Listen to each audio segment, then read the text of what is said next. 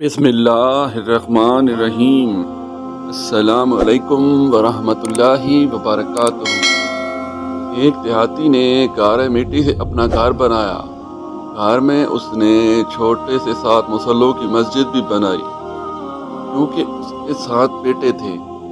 अमीर मुकम्मल हुई तो उसने बेटों को बुलाया और कहा कि मैं चाहता हूँ कि मस्जिद की लिपाई जन्नत की मिट्टी से करूँ। तुम सब भाई जाओ और जन्नत की मिट्टी तलाश करके लाओ। बेटे परेशान हो गए कि जन्नत की मिट्टी कहाँ से लाएं। बाप का हुक्म था। 6 बेटे ढूंढने निकल खड़े हुए, जबकि सबसे छोटा और 7वां बेटा बीमार था। वो घर पर ही रहा। भाई शाम को थके हारे खाली हाथ घर लौटे तो क्या देखते हैं, छोटा भाई बोरी में मिट्टी भर के बैठा है। बाप ने पूछा, बेटे घर बैठे तुझे जन्नत की मिट्टी कहाँ से मिल गई? बेटे ने कहा, सारा दिन माँ के पीछे पीछे फिरता रहा। जहाँ जहाँ वो कदम रखती थी वहाँ वहाँ से मिट्टी उठा उठा कर जमा करता रहा। ये वही मिट्टी है, जन्नत की मिट्टी।